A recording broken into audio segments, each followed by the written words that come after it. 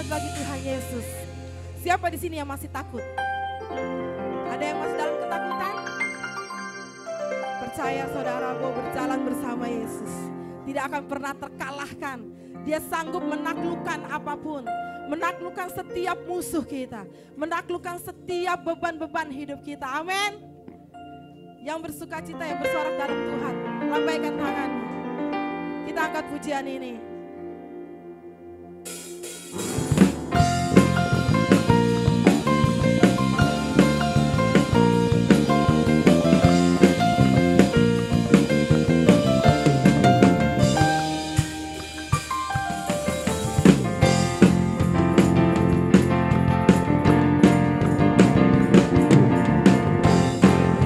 Kuasa dari Raja Mulia, menaklukkan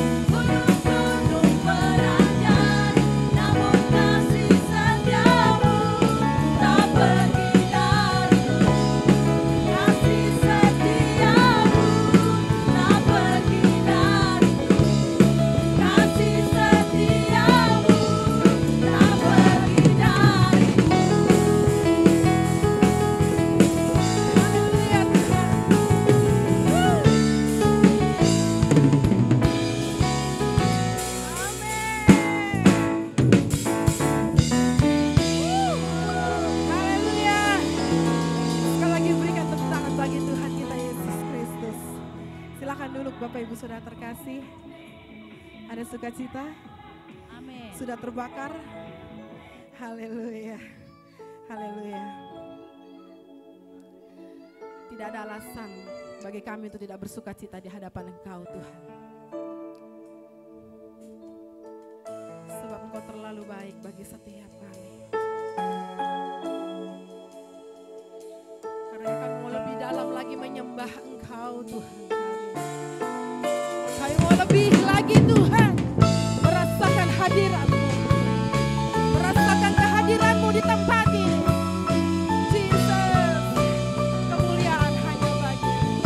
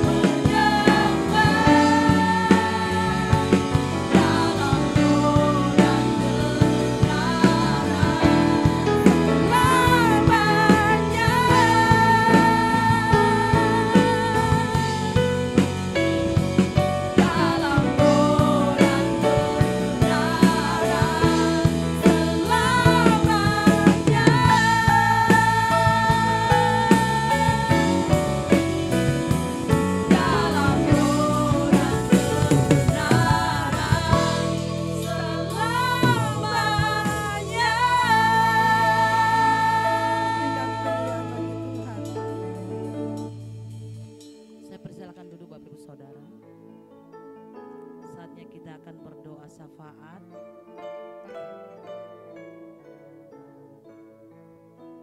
Segala pujian syukur hanya bagimu Bapa, di dalam nama Tuhan Yesus, Roh-Mu yang kudus Tuhan. Kami tinggikan Engkau, kami puja Engkau Tuhan, karena Engkaulah yang layak menerima segala pujian hormat. Ampuni dosa pelanggaran kami ya Bapa. Darah Yesus yang melayakkan kami di hadapan-Mu.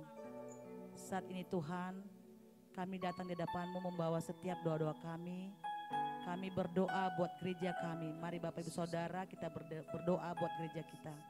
Terima kasih ya Bapak buat gereja yang luar biasa Tuhan, di mana kami boleh berkumpul, berdoa Tuhan, menaikkan pujian sembah kami. Biarlah gereja ini tidak akan pernah ditutup Tuhan. Biarlah gereja ini tempat nama-Mu dipermuliakan. Biarlah banyak orang yang mengalami Engkau secara pribadi Tuhan. Gereja ini bila gereja untuk pertobatan Tuhan, untuk pemulihan, untuk kesembuhan. Nama-Mu Tuhan berkuasa di tempat ini. Engkaulah gembala kami Tuhan. Bila gereja ini Tuhan boleh berdampak Tuhan, baik sekitarnya Tuhan, RT RW, lurah maupun kota Jakarta, bahkan bangsa kami Indonesia Tuhan. Berkati juga gereja kami Tuhan, biarlah mempunyai visi misi untuk memenangkan banyak jiwa Tuhan. Berkati setiap pelayanannya, baik PBI, WBI, Youth, dan sekolah minggu juga Tuhan. Biarlah melalui persekutuan ini banyak jiwa-jiwa dimenangkan. Banyak orang yang bertobat di dalam nama Yesus. Berkati juga Tuhan setiap rencana kami untuk pembangunan Tuhan. Setiap dana yang akan dibutuhkan Tuhan akan sediakan. Kami lihat nyata kuasa-Mu Tuhan. Pertolongan Tuhan tidak pernah terlambat. Pertolongan-Mu selalu tepat waktu. Kami telah merasakan Tuhan gereja yang luar biasa indah Tuhan dalam rekening gereja kami dalam nama Yesus Tuhan. Karena kami tahu Tuhan banyak sekali dana-dana yang dibutuhkan untuk pelayanan Tuhan. Terima kasih juga Tuhan, hamba-Mu Pendeta Deborah Dumasyanipar tiba di Jakarta dengan selamat tanpa kurang satupun. Semua karena kasih anugerah-Mu Tuhan. Rencana Tuhan pemilihan presiden di tahun 2024 Februari nanti Tuhan. Biarlah Tuhan sendiri yang menetapkan di hati, di pikiran kami, seluruh rakyat Indonesia akan tidak salah memilih yang Tuhan tetapkan untuk memimpin bangsa ini 5 tahun ke depan menjadi bangsa yang takut akan Engkau Tuhan. Kami tolak segala rasis Tuhan, kami tolak segala konflik di dalam bangsa kami Tuhan. Semua paslon Tuhan, mereka menerima semuanya Tuhan, dan mereka juga Tuhan memberikan visi misi yang baik untuk bangsa kami Tuhan Yesus. Kami tolak segala keributan, kerusuhan Tuhan, kriminal apapun di negara kami. Kami tolak mara bahaya, malapetaka, bencana alam tidak berkuasa atas bangsa kami Tuhan. Juga rencana pemindahan ibu kota, biarlah Tuhan berkati Tuhan Yesus. Kami juga berdoa Tuhan buat seluruh hamba-hamba-Mu yang menyampaikan firman-Mu di seluruh dunia Tuhan. Berkati Tuhan agar firman-Mu sampai ke Tuhan dari pusat hingga pelosok-pelosok daerah Tuhan. Yang terpencil sekalipun, termasuk Tuhan dimanapun berada Tuhan Yesus, yang susah untuk menyampaikan firman, biarlah banyak Tuhan orang yang bertobat di dalam nama Yesus Tuhan. Kami juga berdoa Tuhan buat bangsa Israel. Biarlah Tuhan Engkau berdiri di antara kedua negara ini Tuhan Yesus. Kami melepaskan berkat buat bangsa Israel. Kami yakin percaya karena bangsa Israel bangsa pilihan Tuhan. Maka hari ini kami melepaskan berkat Tuhan. Berkati bangsa Israel, baik pemerintahannya, wisatanya Tuhan. Pemerintahnya Tuhan berkati. Semuanya rakyatnya, presidennya Tuhan berkati Tuhan Yesus. Jauhkan bangsa Israel dari penyembahan berhala. Biarlah tetap nama-Mu dipermuliakan di Israel Tuhan. Terima kasih Bapa. Kami juga berdoa Tuhan buat seluruh hamba-hamba-Mu yang ada di tempat ini semuanya Tuhan, jemaat-Mu di tempat ini. Yang saat ini bergumul untuk biaya hidup. Yang saat ini bergumul untuk kebutuhan sehari-hari. Untuk membayar kontrakan, untuk membayar sekolah. Yang sakit semuanya akan menemukan jawaban di dalam Engkau hari ini Tuhan. Kami akan membawa kemenangan Tuhan, bahkan kami lebih dari pemenangan atas semua masalah hidup kami Tuhan Yesus. Terima kasih. Mari Bapak Ibu Saudara, saya kasih waktu sejenak untuk berdoa untuk pergumulannya pribadi. Jangan malu untuk meminta apapun kepada Tuhan. Ucap syukur dan minta kepada Tuhan. Tuhan senang ketika kita datang kepadanya, menyebut namanya dan meminta pertolongannya. Engkau tahu setiap kami Tuhan mempunyai masalah, mempunyai pergumulan. Biarlah oleh kuasa-Mu Tuhan, yang sakit akan disembuhkan, yang terlepas, yang terikat akan dilepaskan di dalam nama Yesus Tuhan. Yang bergumul untuk pendamping hidup Tuhan akan berikan Tuhan yang sepadan, yang sesuai dengan kehendak-Mu dalam nama Yesus. Terima kasih Bapa. Inilah doa kami. Kami yakin percaya apa yang tidak kami pikirkan, apa yang tidak kami lihat, apa yang tidak kami ucapkan, itu yang Tuhan sediakan melebihi dari apapun yang kami minta. Materaikan semua kemenangan yang kami capai melalui doa-doa kami. Di dalam nama Tuhan Yesus, Tuhan Yesua Hamasi yang hidup, kepada Bapa Yahweh di surga kami telah berdoa dan mengucap syukur. Haleluya. Amin. Puji nama Tuhan, kita mau siapkan hati kita untuk mendengarkan firman kebenaran Tuhan.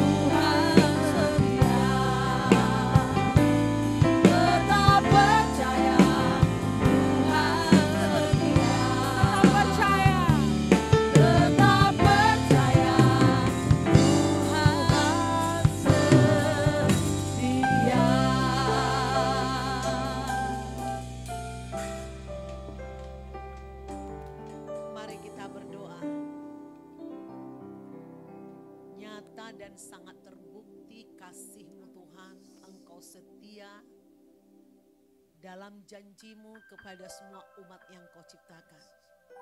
Terlebih orang-orang yang sudah ditebus oleh darah Yesus. Maka kami bersyukur bila kami hari ini bisa beribadah, ini juga kesetiaan-Mu. Biarlah Engkau berkati kami ketika kami mendengar firman. Urapi dan buka telinga kami, supaya kami dapat menangkap, mengerti firman, melakukannya dalam hidup kami. Sehingga ketika kami ini hidup untuk menyenangkan hati Tuhan. Kami tolak segala campur tangan iblis yang menggoda pikiran kami untuk berpikir melakukan hal-hal yang lain. Tuhan memberi kesegaran. Tuhan melepaskan kami dari sakit. Tuhan memerdekakan kami melalui pendengaran akan firman. Kami sambut firman-Mu Tuhan dalam nama Tuhan Yesus Kristus. Yang percaya katakan, amin, amin, amin. Tolong lampunya nyala saja, lampunya semua. Saya nggak suka gelap. Nah, lampu sorotnya nggak usah kali ya. Lampu sorotnya tidak usah, lampu terang aja. Ada lampu terang? Berarti belum sempurna nih perlampuan kita ini. Ya boleh. Lampu sorotnya matikan saja. Nah, saya malah jadi silau. Di sini nih perlu dipasang lampu kalau bisa deh. Supaya kalau kita dengar baca firman bisa. Ini juga matikan aja, nggak usah. Ke bawah. Ini nggak bisa dinaikin lagi ya. Dia kurang tinggi. Oh sudah maksimal. Oke, makasih. Dah. Tak ada salahnya lagi saya mengucapkan selamat tahun baru ya. Ini kita memasuki minggu ke berapa? Jangan-jangan udah lupa, baru seminggu tahun baru. Sudah lupa. Ya, hari ini kita akan mendengarkan firman Tuhan dari Pengkhotbah pasal 3. Saya harap semua ibu-ibu, bapak-bapak membuka Alkitab Pengkhotbah 3. Ya, akan baca ayat 1. Ini biasa dikotbahkan ketika ada orang yang meninggal, ya. Jadi ini bukan karena ada berita duka cita saya khotbahkan ini. Nanti saudara ikuti dengan baik. Saya baca ayat 1 dan jemaat ayat genap. Untuk segala sesuatu ada masanya. Untuk apapun di bawah langit ada waktunya. Jemaat.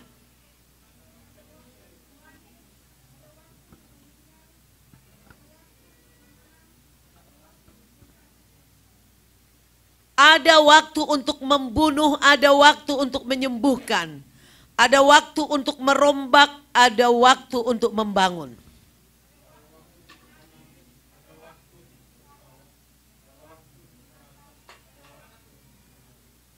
Ada waktu untuk ayat 5 ya. Ada waktu untuk membuang batu, ada waktu untuk mengumpulkan batu.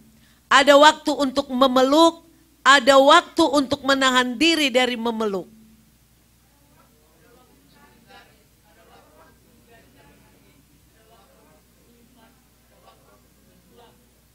Ada waktu untuk merobek, ada waktu untuk menjahit, ada waktu untuk berdiam diri, dan ada waktu untuk berbicara.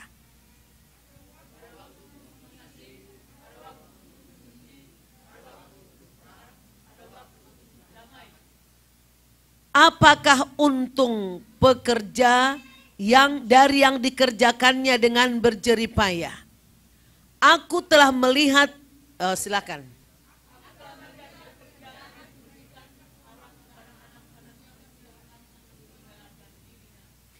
Ia membuat segala sesuatu indah pada waktunya. Bahkan ia memberikan kekekalan dalam hati mereka. Tetapi manusia tidak dapat menyelami pekerjaan yang dilakukan Tuhan dari awal sampai akhir.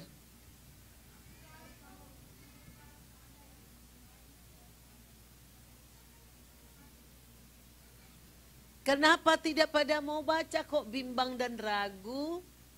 Makanya bawa Alkitab, tidak boleh mengandalkan itu. Alkitabnya bawa, saya sudah bilang, sebentar lagi Alkitab ini akan hilang, kita harus membawa Alkitab. Kita harus baca itu Alkitab, ya. Coba, yang bisa baca dibaca ya. Oke. Udah ayat berapa tadi? Sekarang 13. Dan bahwa setiap orang dapat makan, minum dan menikmati kesenangan dalam segala jeripayahnya, itu juga adalah pemberian Tuhan.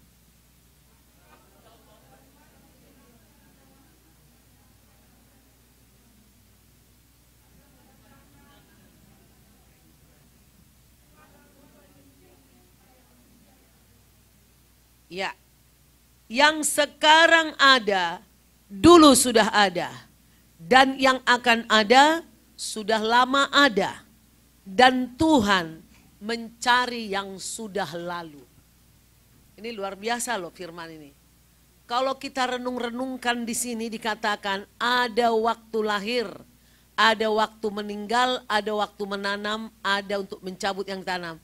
Yang paling ngeri nih, ada waktu membunuh. Ada waktu untuk menyembuhkan.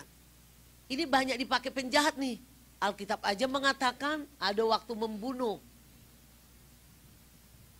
Dikirain itu masa sekarang. Itu di masa yang lalu. Di masa yang lalu, kalau ada penyembah berhala, Tuhan mengatakan bunuhlah mereka. Di masa Tuhan Yesus masih ada pembunuhan enggak? Masih boleh enggak? Tidak boleh lagi, karena apa? Ini masa anugerah. Jadi jangan dipakai ayat ini untuk membunuh. Saya memperhatikan komentator para YouTuber yang mengatasnamakan diri mereka sebagai manusia apologet katanya. Maksudnya apologet itu orang-orang yang membela ajaran agamanya, membela teologinya, ya, baik itu Islam, Kristen, Buddha, Hindu, semua mereka mengatasnamakan kayak keren gitu yo sebagai pembela agama melalui teologi. Tapi lucu, semua terarah menyerang Kristen, heran ya. Orang benar itu selalu dikejar. Orang fasik nggak perlu dikejar, di mana-mana banyak. Nah, mereka mengatakan bahwa mereka apologet, tim apologet. Yang mengatakan apa itu? Ada yang terakhir ini saya lihat di YouTube, Syahrini ikut-ikutan, artis ya. Entah benar entah tidak tuh. Dia mengatakan di dalam YouTube-nya sendiri sih, di ininya sendiri, di akunnya sendiri mengatakan, seharusnya katanya orang Kristen harus berpikir ulang untuk menjadikan Yesus itu sebagai Tuhan. Emang kita yang buat dia sebagai Tuhan? Dari situ aja, dari perkataannya aja kelihatan dia bodoh. Kenapa orang senang mengutip-ngutip sekutil Alkitab untuk menyerang kekristenan? Inilah kelicikan iblis. Iblis itu sangat licik. Kalau orang jahat nggak perlu kita mengutip. Kita perlu nggak ngutip-ngutip ayat-ayat mereka untuk menyerang? Nggak perlu. Kebenaran itu berkuasa. Kebenaran itu bercahaya. Kebenaran itu memerdekakan. Kebenaran itu membebaskan.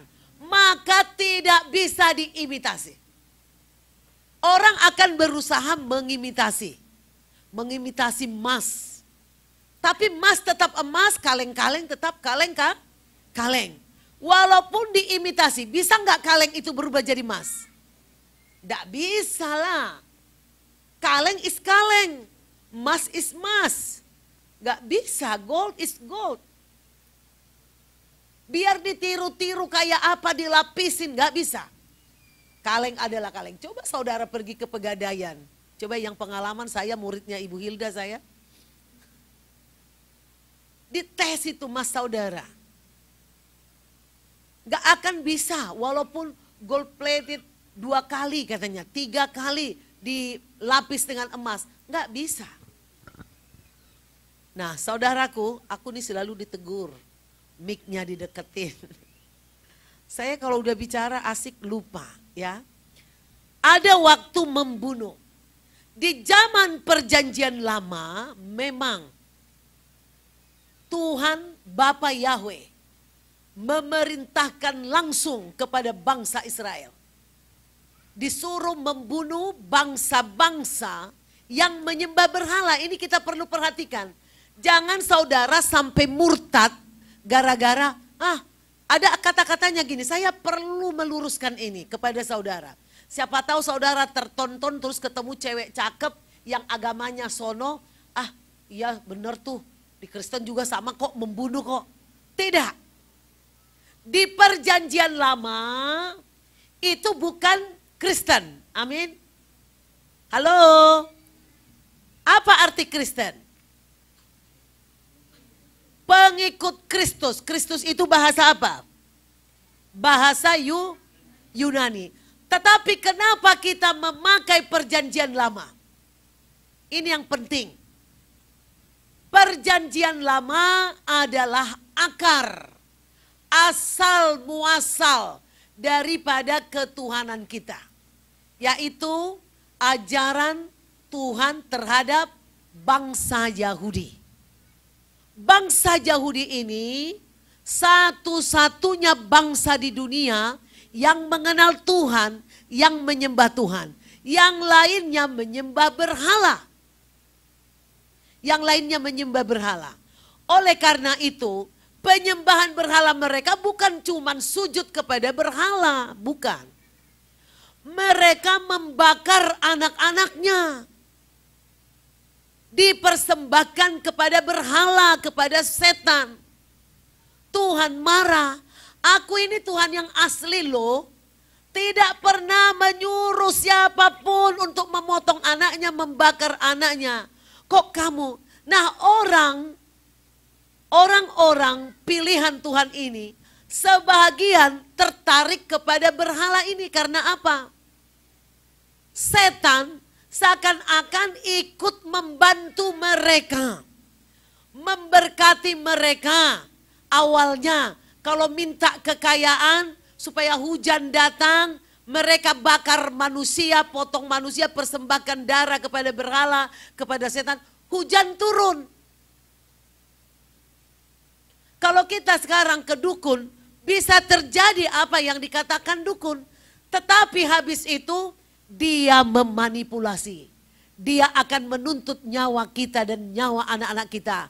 Datanglah kanker, datanglah sakit, lumpuh, stroke, berbagai penyakit. Iblis itu kuasa kegelapan, dia bermain dari kegelapan, dia melancarkan serangan dengan rahasia. Itu sebabnya disebut okultisme. Jadi Tuhan mencegah ini. Bangsa Israel mungkin tertarik dengan kejayaan orang suku-suku lain.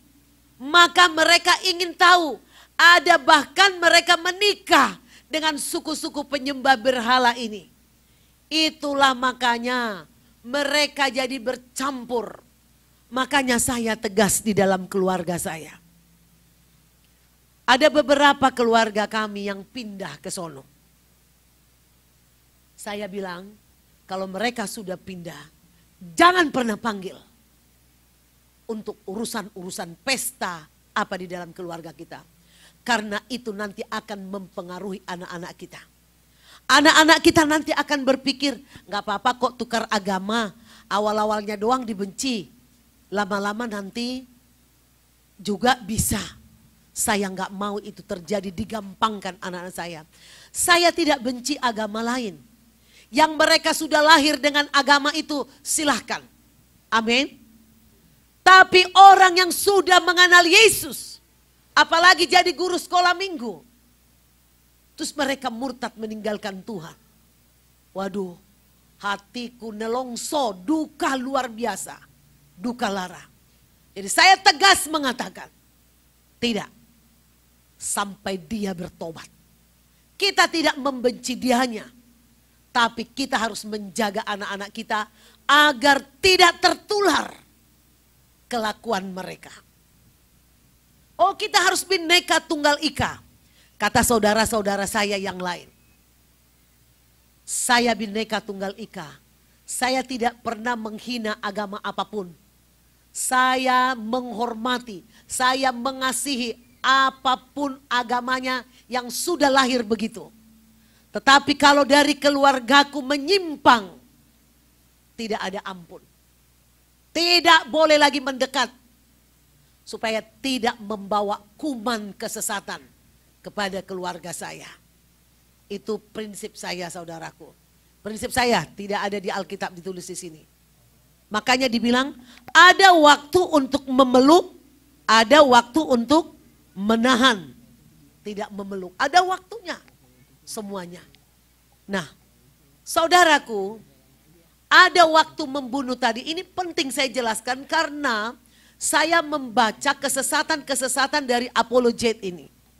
Apologet mengatakan, Kristen juga di awal membunuh kok. Tidak, Yesus tidak pernah mengajarkan pembunuhan. Justru Yesus adalah kasih karunia Bapa Yahweh kepada manusia. Supaya manusia tidak dihukum, supaya manusia tidak dibunuh. Perjanjian lama adalah akar kita mengenal, petunjuk buat kita mengenal siapa Tuhan pencipta langit dan bumi. Siapa pencipta langit dan bumi? Bapa Yahweh, harus jelas dong. Pencipta langit dan bumi. Ya. Lalu di dalam zaman Bapa Yahweh, disitulah diperintahkan, musnahkan mereka. Kalau tidak kamu akan kumusnahkan, kata Tuhan kepada bangsa Israel. Tapi bangsa Israel ini memberontak. Mereka malas memerangi. Akhirnya Tuhan mengatakan, karena engkau tidak mau taat, tidak mau menghabisi para penyembah berhala itu, maka seumur hidup kalian, anak cucu kalian, mereka akan menjadi batu sandungan yang akan mengganggu. Nah, itulah yang terjadi sekarang. Hamas dan Israel. Itu kutuk buat mereka. Sampai mereka bertobat. Pokoknya kalau kita memiliki suatu kebiasaan yang buruk, dosa. Hari ini pesan untuk kita semua. Jika kita tidak mau bertobat dari dosa itu, dari kebiasaan yang jahat itu, suatu saat kebiasaan yang jahat ini, dosa kita ini akan menjadi perangkap untuk membuat kita jatuh. Itu saudaraku. Ini menjadi peringatan untuk kita. Coba kita masing-masing. Kenapa saya khotbah ini? Kemarin di awal tahun Pak Gembala yang khotbah, saya lagi pulang kampung karena inang muda saya meninggal. Saya ingin menyampaikan, kita memasuki tahun 2024. Semua ada waktunya. Waktu di dalam bahasa Yunani, waktu berproses disebut kronos. Tapi kesempatan, kalau bahasa Inggris orang-orang ngomong momentum, ya, kesempatan. Disebut apa? Kairos. Kalau waktu proses, wah sudah 5 tahun saya berjualan. Itu kalau di waktunya itu dalam bahasa Yunani kronos. Tapi kalau dibilang, aduh waktu tahun baru itu saya mengalami suatu mujizat Tuhan, pengertian yang baru tentang Tuhan. Aku harus berubah di tahun, itu momentum. Kesempatan yang hanya ada sekali-sekali. Sesuatu yang bernas. Itu namanya apa? Bahasa itunya Yunani apa tadi? Kairos. Ya ingat nih, apa beda kronos dengan kairos? Coba apa beda kronos dan kairos? Kronos proses. Kalau kairos apa? Momentum, waktu tertentu. Ya, waktu yang sangat berkesan, bersejarah, bernilai. Kalau waktu kita, nih saya sudah hidup 60 tahun. Itu bicara Kronos. Tapi kalau saya bilang, waktu umur 17 tahun, saya dijumpai Tuhan. Roh saya dibawa ke surga. Saya mengalami pengampunan. Itu bicara apa? Kairos. Saya tidak pernah mengingini jadi pendeta. Tahu-tahu suami saya bersama gembala waktu itu mendaftarkan saya jadi gembala. Saya dipanggil, dilatih, dan kemudian ditetapkan jadi pendeta. Apa itu namanya? Kok kronos? Itu momentum, ya. Saya jadi pendeta itu momentum. Itu kairos. Jadi pikirkan aja, momentumkah ini atau proses yang sedang berjalan, proses waktu yang sedang berjalan. Nah, saudaraku, dari Januari sampai Desember 2024, kita akan menjalani kronos. Amin.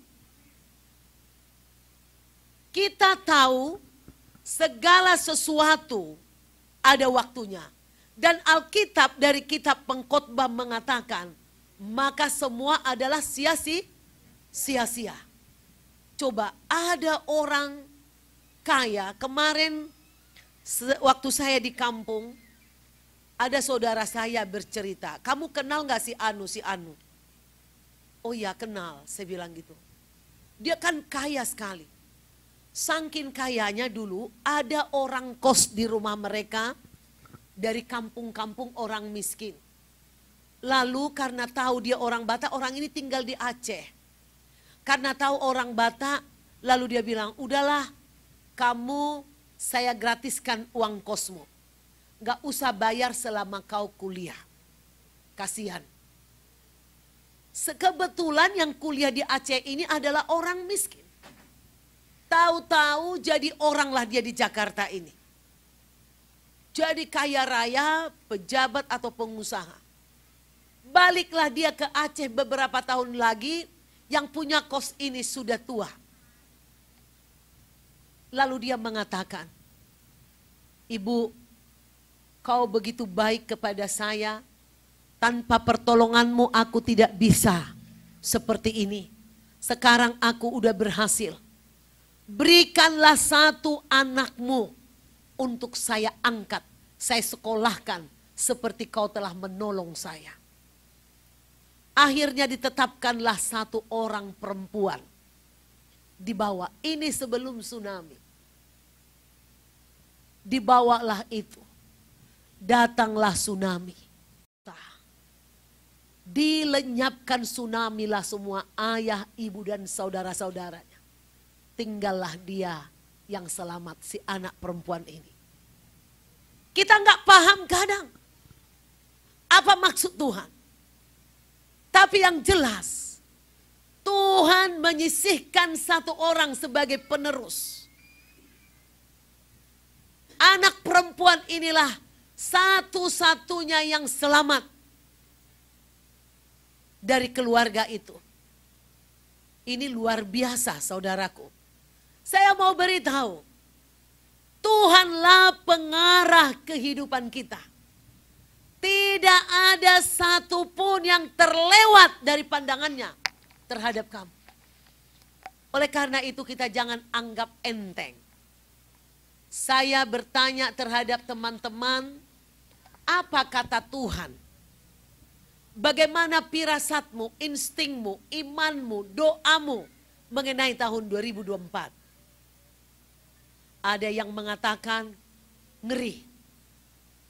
Pokoknya kita simpan-simpan uang. Kita nggak tahu nih nanti perang ini. Ini udah mulai memanas ini. Habis tahun baru ini. Sebentar lagi. Orang memanas-manasin. Makin garang saya lihat komentar-komentarnya. Untungnya maaf ya Bapak Presiden kita, saya bukan mengarahkan apa ya. Bapak Presiden kita bilang biarlah kita berkampanye dengan sopan, ya, dengan lembut, dengan santun. Tapi sudah mungkin ini hanya orang-orang pengikut Jangankan orang di luar ya, saya ada grup pendeta namanya Sharing Politik. Ini pendeta semua di grup Sharing Politik ini. Waduh, omongannya udah ada kebun binatang, ada loh. Saya sampai kaget saya, luar biasa. Dia bilang, dasar kamu manusia terkutuk, ada yang ngomong begitu. Dasar bego kamu, pulang aja kau ke kampung kamu. Saya lihat seperti itu, saling mengejek, saling mengini. Calon DPR juga enggak, calon presiden juga enggak, kok mereka lebih panas. Ini bisa lebih mengarah ke fisik. Karena pemilu 5 tahun lalu, saya ingat orang-orang Chinese di daerah Tangerang sana, itu dibawain abang-abang yang berpakaian jagoan golok. Bisa tepat mengarahkan langkah kita. Dialah pengarah kehidupan kita, dia berbicara melalui roh. Dia taruh gerakan di dalam rohmu. Dia bisa kendalikan langkahmu. Saya sendiri alami itu. Saya pikir ya udah selesai ya.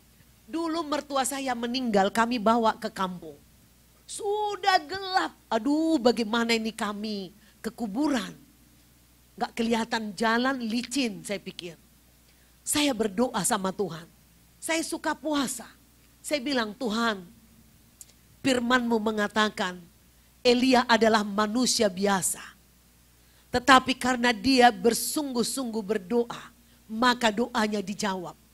Kalau Elia waktu itu pernah meminta hujan berhenti 3,5 tahun dan engkau menghentikan.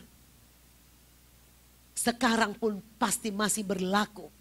Ketika Elia mengatakan turunlah hujan, maka hujan pun turun. Oleh karena itu Tuhan, tiupkanlah hujan ini ke timur dan ke barat, sehingga kami tidak terkena hujan, kami tidak basah. Terus saya lupa saudara, udah gelap, udah turun rintik-rintik. Sungguh saudaraku, tiba-tiba bertiup angin. Kegelapan ini semua hilang. Hujan benar-benar berhenti. Lalu saudaraku, Tuhan ngomong kepada saya melalui hati nurani saya, lihat dulu ke langit, lihat dulu ke langit. Saya pas lihat, bisa terang lagi ya, bisa tidak hujan. Tapi di sana gelap, di sini gelap, di sini tidak hujan. Saya langsung bersujud di lantai kepada Tuhan. Terima kasih Tuhan, walaupun orang gak tahu bahwa ada orang yang mendoakan supaya hujan tidak turun. Dan kalau kita pun ngomong, namanya orang Batak adalah teteal elat. Mereka bisa marah kalau saya bilang karena doaku. Tapi saya tahu Tuhan menjawab doa saya. Jadi kemarin pun demikian. Sudah jam 6, berlarut-larut ini acara, hujan, sudah gelap. Saya teringat peristiwa mertua saya. Masih dijawab Tuhan gak ya doa saya? Saya pikir gitu. Lalu saya ngomong sama Tuhan, Tuhan tiupkanlah. Walaupun kuburan itu sangat dekat dari sini ke Indomaret atau ke Alfamart. Tuhan, becek nanti, kena hujan kami semua nanti. Tolonglah Tuhan, supaya hujan ini berhenti. Datangkanlah angin, tiupkanlah ini ke segala arah, sehingga hujan tidak turun di sini. Sudah turun saudara, udah gelap sekali. Tiba-tiba angin bertiup dan hujan tidak jadi turun. Berikan tepuk tangan untuk Tuhan. Orang-orang yang suka berpuasa. Orang-orang yang terus mau berusaha hidup benar. Orang-orang yang terus mau berusaha berdoa, baca Alkitab, penyembahan. Doa-doa orang seperti ini pasti dijawab. Tuhan memiliki kepentingan untuk memberikan mujizat kepada kita. Supaya kita ini ingat Tuhan terus. Jadi saudara, jangan anggap enteng berhubungan dengan Tuhan. Di tahun 2024 ini, apapun yang terjadi, sama seperti anak kecil tadi. Ayah, ibu dan seluruh keluarganya dilenyapkan tsunami. Tapi cara Tuhan menyelamatkan dia luar biasa. Seminggu sebelum kejadian, anak itu dibawa dari Aceh. Saudaraku, hidup di dalam dunia ini banyak penuh kesia-siaan. Tapi janganlah hidup kita sia-sia. Amin. Jangan hidup kita sia-sia. Pikirkan selalu apa yang kau jalankan. Apa yang kau pikirkan, timbang. Jangan ikuti semua keinginan, pikiran. Tapi doakan. Pantas gak yang saya lakukan ini? Benar gak yang saya lakukan ini? Perlu gak saya lakukan ini? Supaya hidupmu tidak sia-sia. Isi kehidupan ini dengan hal-hal yang positif. Hal-hal yang berguna. Hal-hal yang benar. Karena kau tidak tahu besok. Kalau kita langsung mati tidak apa-apa. Tapi kalau kita tidak mati, tapi tersiksa. Wah, menyusahkan diri, menyusahkan anak-anak kita, menyusahkan orang lain. Saudaraku, kita dituntun oleh nilai kekekalan. Walaupun Alkitab pengkhotbah mengatakan bahwa segala sesuatu di bumi adalah sia-sia. Tapi hidup kita dituntun, ditentukan oleh nilai kekekalan. Coba kita lihat Wahyu 21 ayat 1 sampai 6a. Wahyu, coba siapa yang bisa duluan membaca Wahyu 21. Wahyu 21, kitab terakhir ya. Ayat 1 sampai 6a. Yuk, ada yang bisa baca? Saya bacakan aja. Lalu aku melihat langit yang baru dan bumi yang baru. Sebab langit yang pertama dan bumi yang pertama telah berlalu. Dan laut pun tidak ada lagi.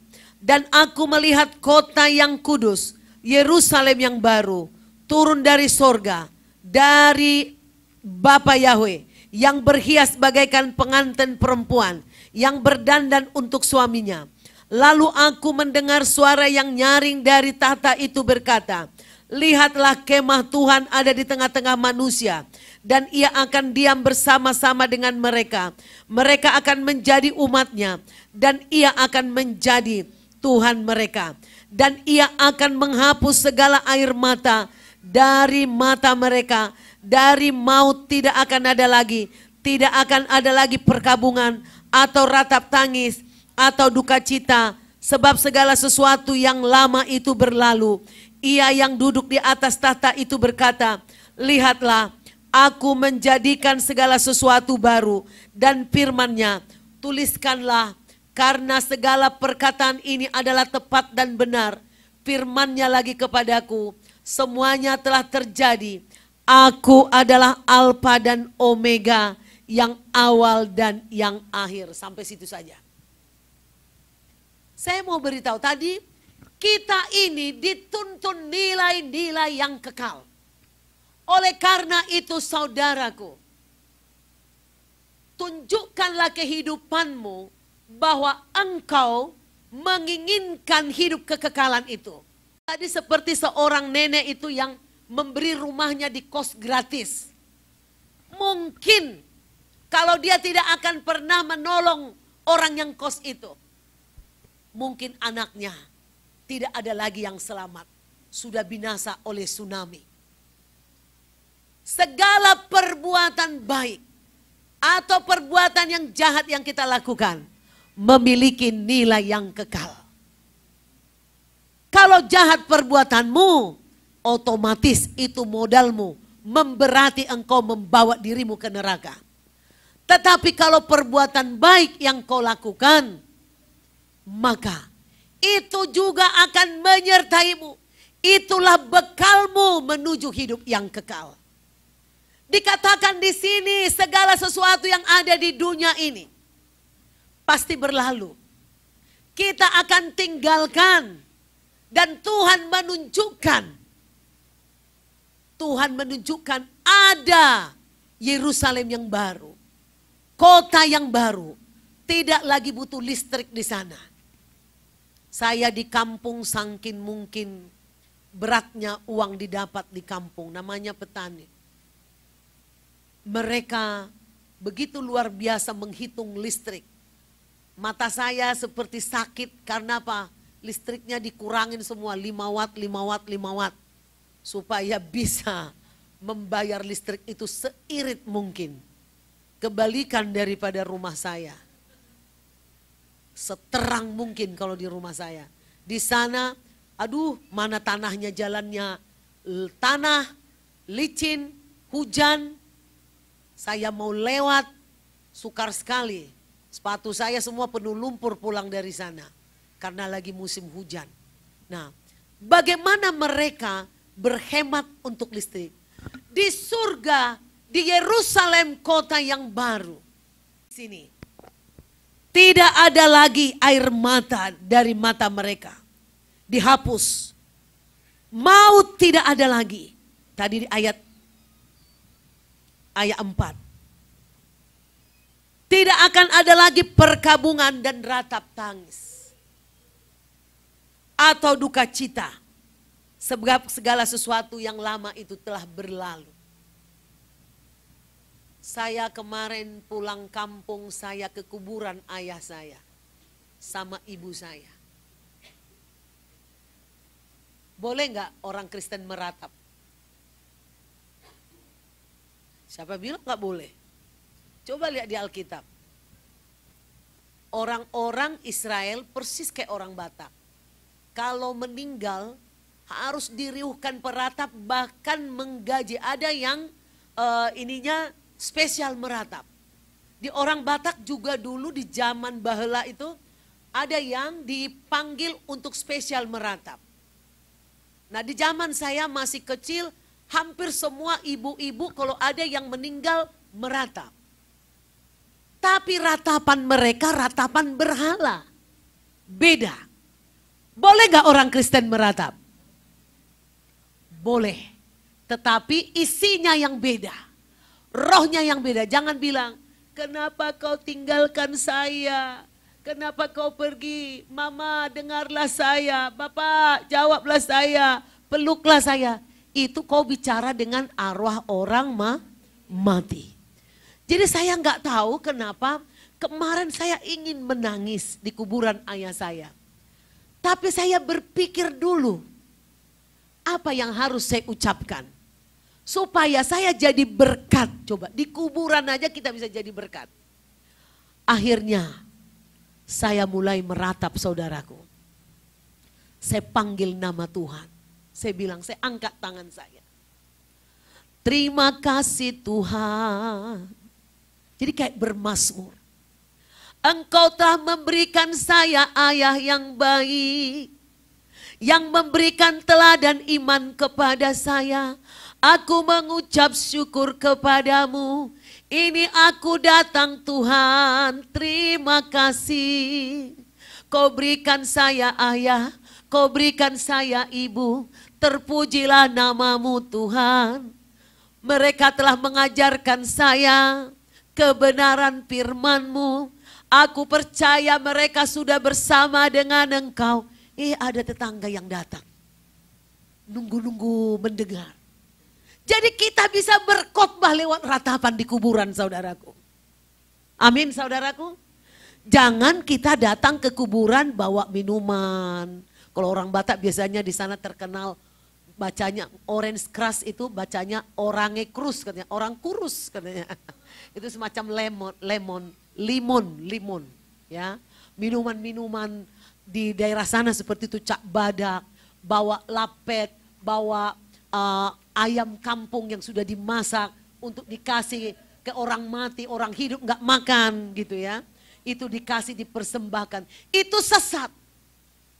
Jadi kalau saya bersaksi di kuburan itu, saya katakan Terpujilah Engkau Tuhan, Kau sungguh baik kepadaku. Aku bersyukur. Nah, kemudian apa? Diikuti tindak tanduk. Lalu ditunggu saya setengah jam, saya nangis. Saya puaskan rasa kangen saya kepada papa saya dan ibu saya melalui seruan ratapan kepada Tuhan. Hatiku lega rasanya. Habis itu saya keluar. Udah ditunggu untuk disalam-salam sama mereka. Pas di hari penguburan saudaraku. Uang saya sangat terbatas. Karena dari Jakarta, Bu butuh bahan bangunan itu. Sebentar 5 juta. Sebentar, aduh saya udah hitung-hitung tadinya untuk ini. Kita tidak bisa dengan tangan kosong mau bicara tentang Tuhan. Kepada orang yang sangat susah hidupnya di kampung sana. Pertama saya berhitung, aduh bagaimana ini. Saudara tahu, karena nilai kita kekekalan, dialah yang awal dan yang akhir. Dia yang memulai, dia akan mengakhiri. Saya katakan, aku harus memberi mereka. Terserahlah nanti kayak apa jalan saya pulang. Jujur saudara, Abraham pun tidak tahu saya nggak punya uang lagi. Saya bagiinlah semua orang di kampung ini uang. Habis. Nggak tahu ada orang yang kirim saya uang. Luar biasa ya. Saya pikir, udah senang nih saya nih. Belum beli tiket, kami tiket pulang. Belum waktu itu. Aduh puji Tuhan, ada voucher. Akhirnya cuma nambah 200.000, kami bisa beli tiket 3 orang. Kemudian saya harus pindah pas mau pulang ke kampungnya suami saya. Di sana pun udah antri orang menunggu Sultan lewat. Uang ini saya hitung tadi yang sisa ini. Wah aku mau ajak Abraham tidur di hotel berbintang dan makan restoran yang enak di Medan. Biar dia senang pulang ke Medan. Biar dia tahu bahwa dia orang Batak, dia ini ada kampungnya. Pikiran saya, ini pikiran manusia saudaraku. Ada yang bilang, nantulang aku besok ulang tahun. Bah gimana ini? Berarti dia minta kado. Kita bicara firman Tuhan tidak bisa, hanya ngomong aja. Kita harus berani menyangkali keinginan agar mereka mendengar. Datang kakaknya, datang tetangga, datang. Habislah semua. Tinggal sisa sekitar 200.000 di dompet. Supir ngomong lagi, Bu kita isi bensin dulu ya. Oke. Tiba-tiba ku cek lagi, ada lagi orang ngirim. Ini luar biasa, baru bisalah kami makan malam jam 9 malam tuh di Siantar. Udah jam 9 malam, jam 10 malam di Siantar. Masih ada restoran yang buka. Udahlah, carilah hotel yang murah-murah lah di kota Medan. Saya ngomonglah Mas Supiri, carilah hotel yang agak murahan. Ada di Jalan Sisingamangaraja, Antares. Antares bagus, antara deg-degan dan gak antara ini. Tahu-tahu saya nggak tahu ada 2 hotel ini, Antares doang, bintang 3, murah cuma 500 ribuan. Kalau Grand Antares baru yang bagus, biasanya suami saya bawa saya nginap di sana, saya lupa waktu itu. Intinya yang penting saya bisa tidurlah kami. Tuhan itu luar biasa, kami pergi berkunjung ke rumah saudara saya. Saya menceritakan tentang bagaimana kesembuhan dan bagaimana kalian harus merawat tubuh. Saya berbicara, pokoknya setiap kesempatan beritahu firman apa yang bisa kau lakukan. Layani orang. Pulang-pulang saudara saya ngasih saya uang 1.700.000. Ya makanlah kami di nelayan. Si Abraham bilang, Mama kan udah janji kita makan di nelayan. Iya tenang. Dia sebenarnya nggak tahu pergumulan maminya. Ya udah, Makan enaklah kami di sana. Segala macam rupa, termasuk apa tuh? Pancake durian. Ya sisalah itu satu bawa itu. Bika Ambon. Ya, kalau masih ada boleh dicicip. Kalau udah nggak ada nggak usah sakit hati. Beli ke Medan sana, beriman, melayani. Nah, saya mau ngasih tahu. Nilai kekekalan berbicara melepaskan hak. Melepaskan kepentingan. Hak saya adalah untuk memiliki uang agar perjalanan saya nyaman. Tapi harus bisa lepaskan demi apa? Orang lain mendengar Injil. Bukan berarti kalau memberitakan Injil harus pakai uang dong. Tidak. Kalau kau memang benar-benar tidak punya, tetap beritakan Injil, kuasa Tuhan akan bekerja dengan dahsyat. Tapi kalau kau punya, kau jangan rakus mengkekap penghasilanmu. Karena kau tidak bisa bawa pulang kalau sudah mati kayak inang udaku kemarin. Kalau nggak dipakein baju, kalau nggak diangkat, nggak bisa lagi bergerak. Kebetulan ditaruh di kuburan yang bertingkat-tingkat, kuburan keluarga saya. Papan-papan saya lihat membusuk. Tubuh mereka semua membusuk, tinggal tulang belulang. Nggak ada yang bisa kita bawa, kecuali sudah kau gunakan kairos Tuhan di bumi. Uang yang kau punya, kau gunakan untuk berbuat baik kepada sesama.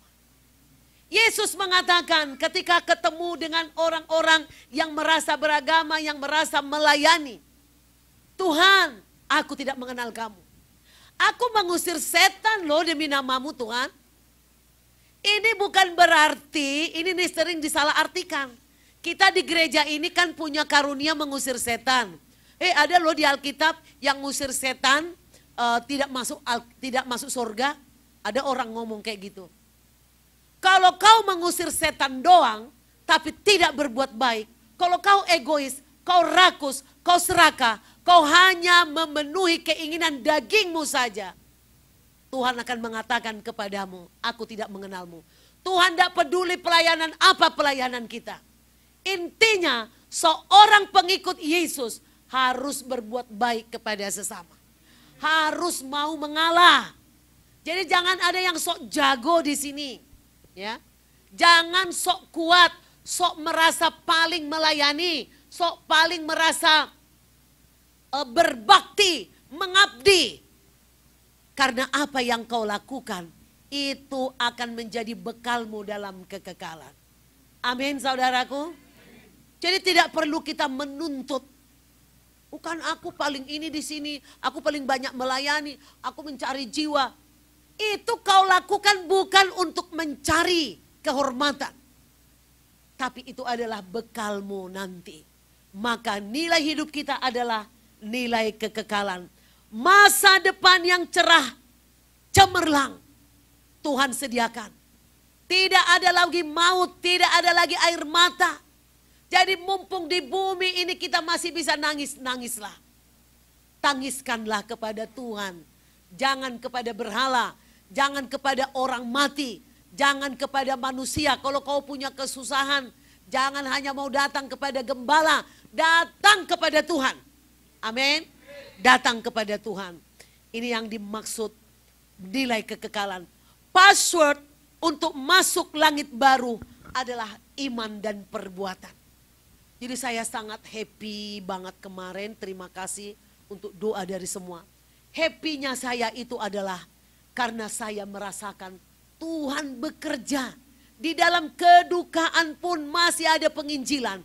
Di dalam kedukaan pun, di dalam kesusahan, uang pas-pasan pun Tuhan kasih kelimpahan. Coba orang lagi berduka. Aku berkata kepadamu, sesungguhnya segala sesuatu yang kamu lakukan untuk salah seorang dari saudaraku yang paling hina ini, kamu telah melakukannya untuk aku. Dan ya sampai di situ aja. Apa yang kita lakukan? Jadi kita harus terbiasa melakukan yang baik tanpa nama kita disebut. Jangan aku udah berbuat baik, aku udah nolong dia, aku udah sering kasih dia, ini dukung dia.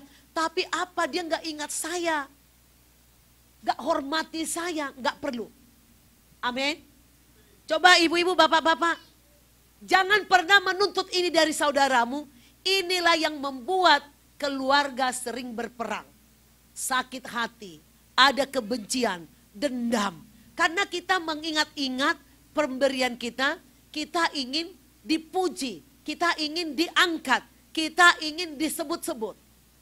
Jujur saudara, sewaktu saya mau pergi ke Medan karena keterbatasan, karena saya lihat pembangunan kita. Saya merancang di hati saya, pokoknya saya pergi karena sudah diminta keluarga saya ngasih 1 juta aja. Tapi suamiku langsung bilang begini, ini coba perhatikan, ini keluarga dari saya, bukan keluarga suami saya. Mam, nanti kalau kamu ke sana, minimal 3 juta harus kau kasih. Gak bisa cukup 1 juta. Minimal 3 juta atau 5 juta harus kau kasih. Saya dalam hati saya, enak lo ngomong, aku yang ngitung duitnya. Tapi aku ngelihat, hati suamiku itu dalam dan jauh mengasihi saudara dari saya. Seharusnya bapak-bapak seperti itu, maka tidak ada pertengkaran. Giliran ke keluarganya biasanya bapak-bapak itu bela banget. Tapi kalau ke keluarga istrinya ditakar-takar. Ini kebalikan. Suami saya yang mendorong saya memberi dengan limpah kepada keluarga saya. Saya sendiri bukan saya karena pelit, tapi karena ada pembangunan di dapur ini sekarang masih banyak biaya. Biaya masih perlu untuk dapur kita. Ini kemarin udah habis saya kasih, saya ambil juga uang dari gereja. Butuh berapa puluh juta itu. Jadi udah hampir 200 loh ternyata membangun. Hampir 200 membangun ini. Ini sekarang nih saya diminta lagi tadi karena limit daripada Bapak Santoso sudah habis.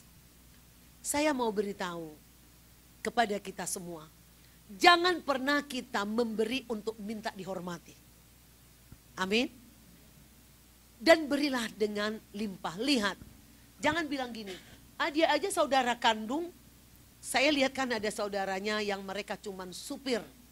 Datang dari Jakarta aja, ketika dibilangin ada biaya sekian 70 juta. Kamu berapa, kamu berapa, kamu berapa. Enggak ada satupun. Akhirnya apa? Udah deh kakak Aga aja maksudnya saya. Kakak Aga berapa? Ya saya pertama-tama pura bilang 2 juta. Saya ditulis, yang lain gak ada yang ditulis. Akhirnya adik saya menutup. Saya tambahin lagi adik saya yang menutup untuk semua kebutuhan itu. Dan saya lihat adik saya ini tidak ada sedikit pun perasaan untuk merasa dihargai. Dia memberi dengan hati, padahal biasanya kalau itu bicara adat-adat, orang pasti bilang gini, masih mereka itu, mereka dulu, kami boru, kami pendatang. Nah, ini enggak boleh. Jadi di dalam keluarga, di dalam gereja pun.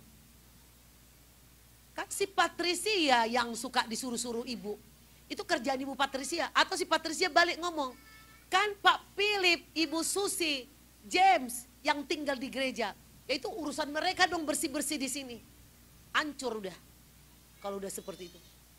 Siapa yang lebih dulu memberi? Ada lagi pernah orang ngomong.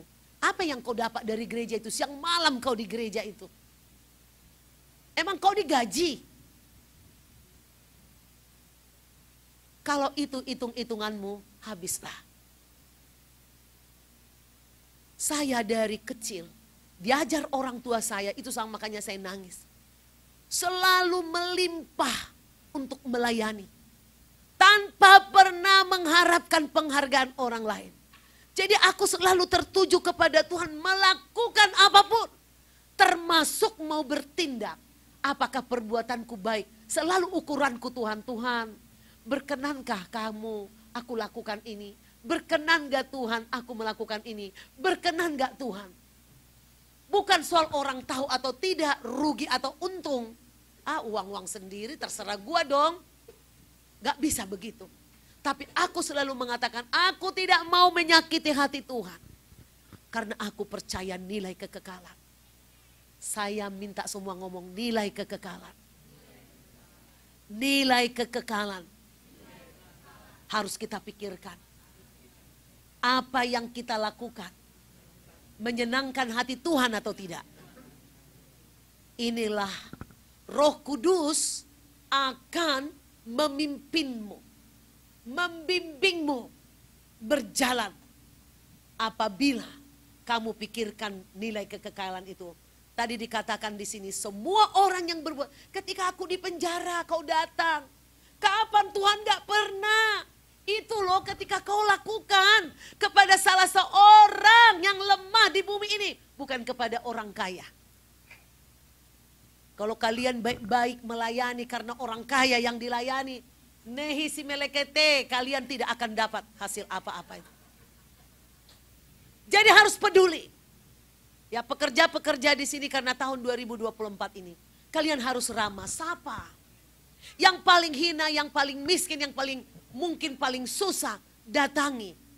Jangan hanya sibuk, eksklusif, nggak boleh. Datangi.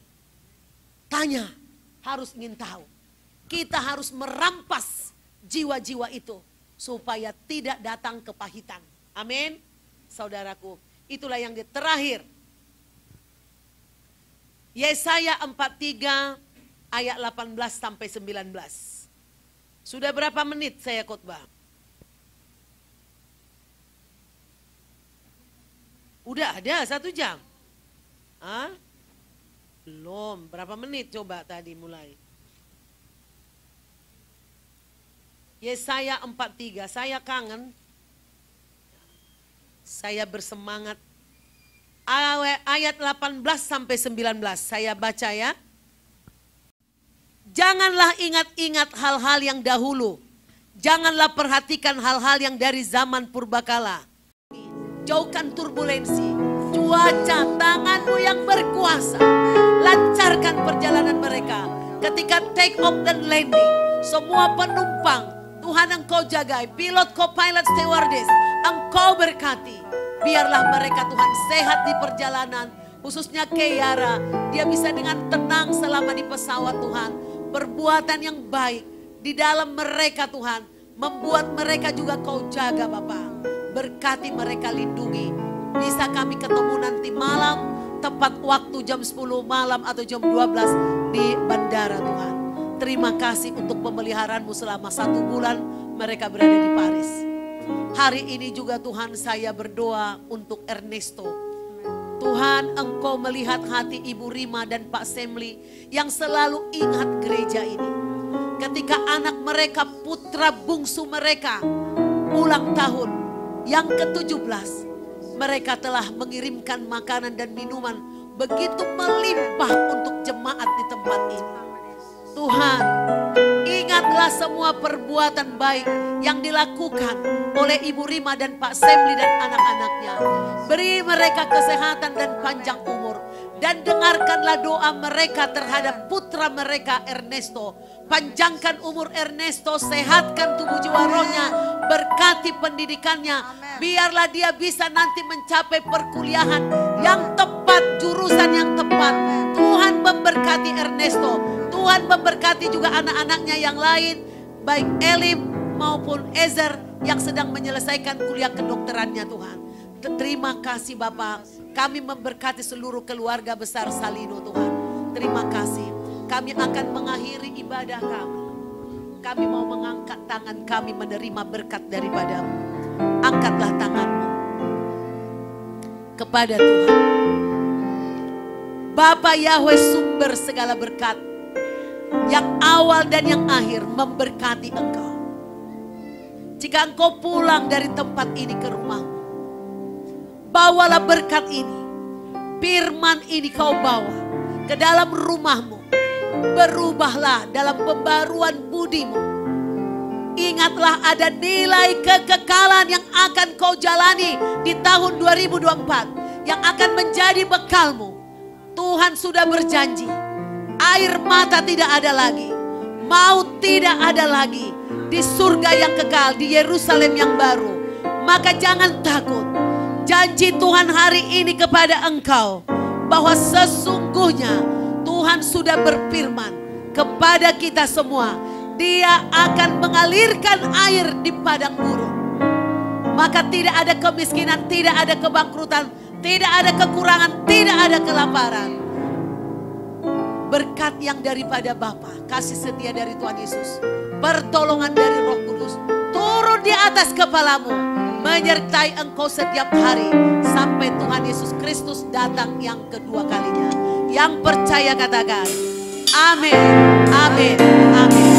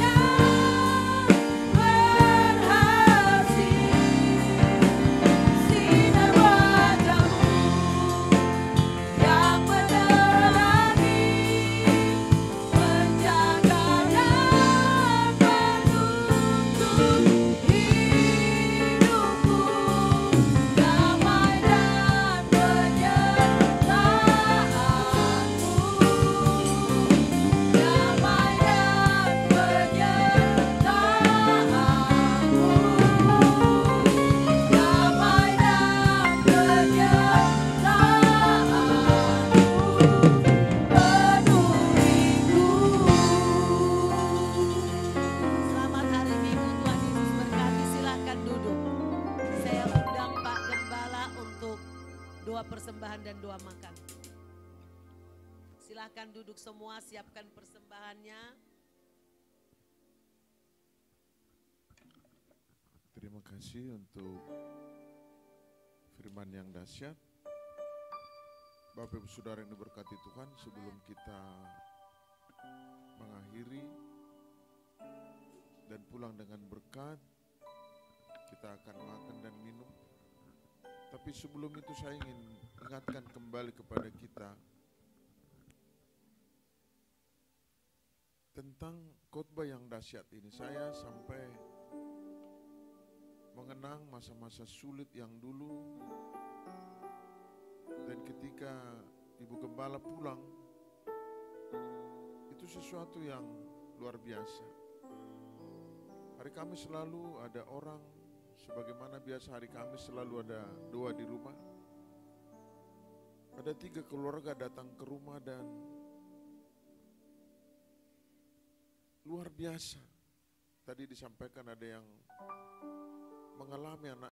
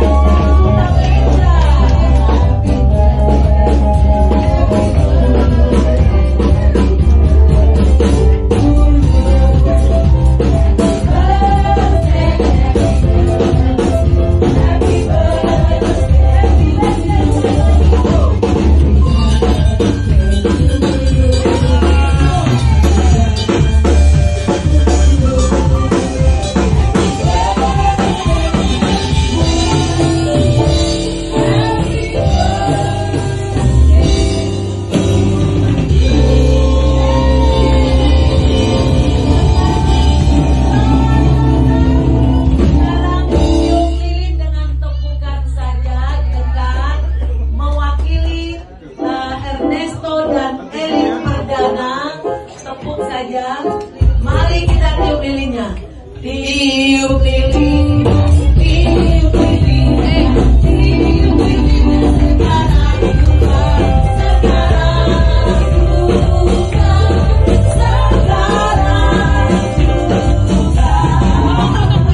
Potong kuenya, potong kuenya, potong kuenya sekarang juga, sekarang bersama-sama ada sekarang.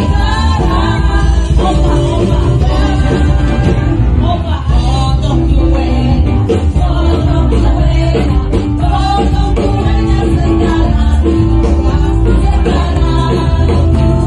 sekarang juga, sekarang juga.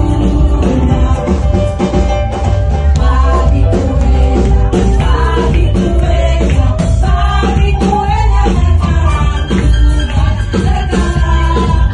Makan kuenya, makan kuenya, makan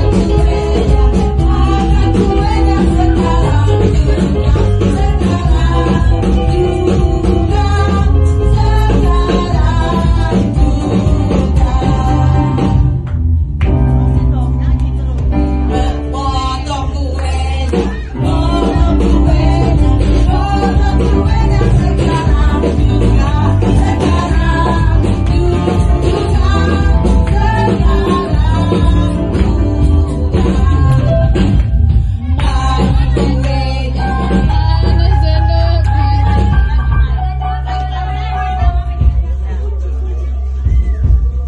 Kami mengucapkan syukur kepada Tuhan atas bertambahnya usia Om Martinus. Berkat-Mu atasnya dia sehat selalu dan panjang umur, penuh sukacita. Dalam nama Tuhan Yesus. Kami berkati juga Selsi, biarlah dia senantiasa bertumbuh di dalam Tuhan, selalu sehat dan panjang umur, mencintai Tuhan. Amin.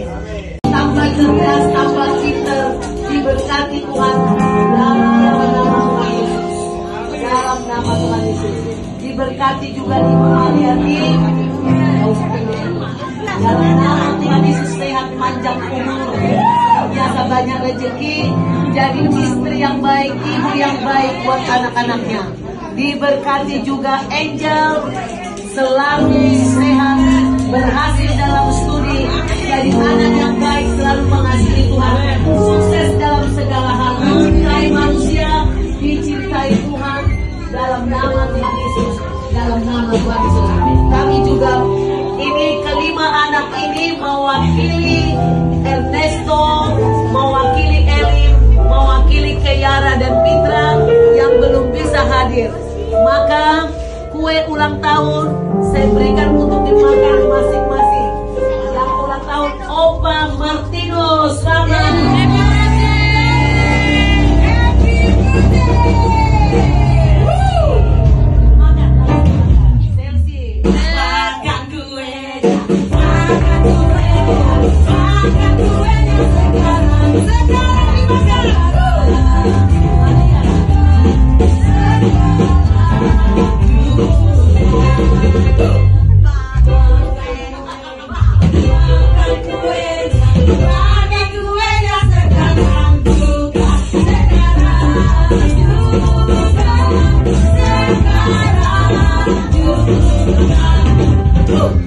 Sekarang semua jemaat mengatakan terima kasih Ibu Rima untuk berkatnya untuk LS 1-2 ya.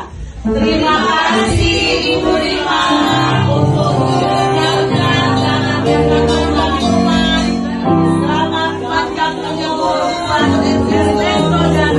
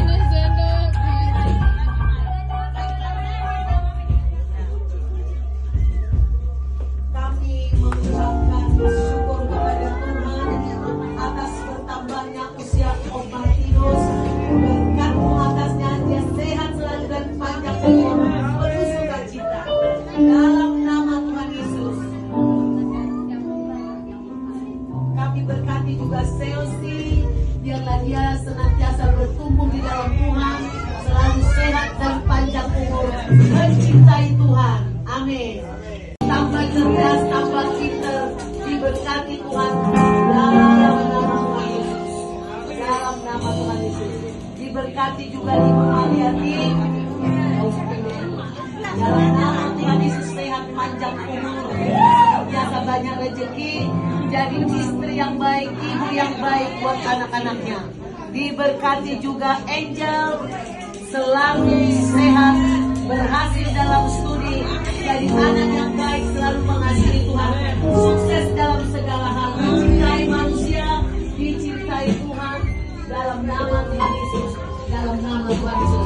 Kami juga ini kelima anak ini mewakili Ernesto, mewakili Elim, mewakili Keyara dan Mitra yang belum bisa hadir. Maka kue ulang tahun saya berikan untuk dimakan masing-masing. Yang ulang tahun Opa Martinus, selamat.